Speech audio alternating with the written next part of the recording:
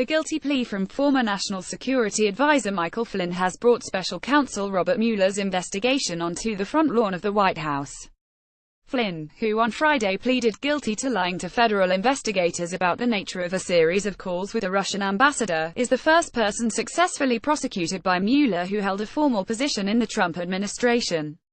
And multiple outlets on Friday reported that current senior White House advisor Jared Kushner was the one who directed at least some of Flynn's calls to the ambassador, in a potential violation of a law prohibiting private citizens from engaging in foreign policy. Flynn is now cooperating with the special counsel's investigation, which is examining potential ties between the campaign and Moscow during the 2016 presidential race. As part of his plea deal, a White House lawyer who is handling matters related to the various Russia investigations said Friday that the plea deal implicated no one other than Flynn, and he said the false statements Flynn made to the FBI mirror the false statements to White House officials which resulted in his resignation in February of this year, but government prosecutors on Friday raised new questions about who in Trump's orbit knew Flynn was misrepresenting the content of the calls, and what kind of testimony the former intelligence official might be providing to investigators. Mueller is authorized to investigate any other matters that may arise during the course of his investigation. Under the plea agreement he negotiated with Mueller, Flynn will face at most 6 months in prison and a $9,500 fine, a light sentence compared with the various crimes of which he is accused. Legal analysts say, "The story isn't that Michael Flynn is pleading guilty," tweeted national security lawyer Steve Vladek. "It's what he's giving Mueller in exchange for such a minor charge and modest potential sentence. We may not know the answer to that for some time, but I have to think it's substantial." Mueller's probe has swept up a number of current White House officials, including Kushner. Investigators reportedly interviewed the president's son-in-law earlier this month. Prosecutors told U.S.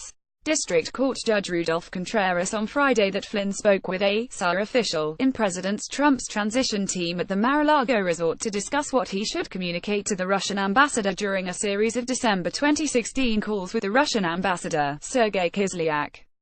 It is not yet known who that official was, or whether he or she currently works in the White House. Flynn and the senior official discussed both the recently implemented U.S. sanctions on Russia, as well as the fact that they did not want Russia to escalate friction between the two nations, prosecutors said. After the discussion, Flynn telephoned Kislyak. He then called the senior transition official and reported the sanctions discussion, prosecutors said. Shortly after that phone call, Russian President Vladimir Putin announced that Russia would not retaliate against Obama's sanctions at that time. Kislyak later followed up with Flynn and affirmed that Russia would moderate its response to the sanctions. Flynn communicated that exchange to other transition officials. Prosecutors also say that a very senior member of the president's transition team directed Flynn to contact officials from foreign governments, including Russia, to persuade them to vote against a United Nations Security Council resolution. Flynn obtained such assurances from Kislyak. Multiple outlets have identified the official as Kushner, who currently holds a broad foreign policy portfolio that includes the administration's Middle East strategy. At the time, he was reportedly the lead within the transition team on the resolution in question, which was related to Israel. Some analysts have suggested that the Kislyak calls are a violation of the Logan Act, an obscure 1799 law prohibiting private citizens from engaging in foreign policy. But no one has ever been successfully prosecuted under that law, and it is widely considered to be a so-called dead letter, a law still on the books but defunct in practice. The court filings have raised questions about how involved the president himself was in transition team discussions related to the Kislyak calls. However, according to pool reports, the president was at Mar-a-Lago at the time the sanctions were discussed, as were current White House officials Stephen Miller and Kellyanne Conway. Former Chief of Staff Reince Priebus and former Deputy National Security Advisor K.T. McFarland were also there. The day that Putin announced he would not retaliate for the sanctions, the day after Flynn urged Kislyak to take that course, Trump tweeted, "Great move on delay by V.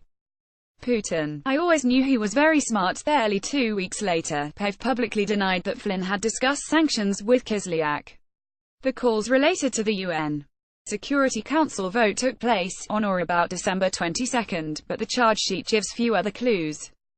A spokesperson for the special counsel's office declined to comment on the identity of the official who directed Flynn.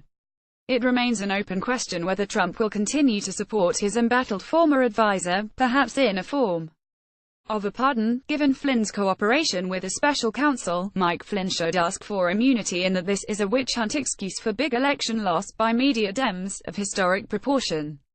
Trump tweeted in late March,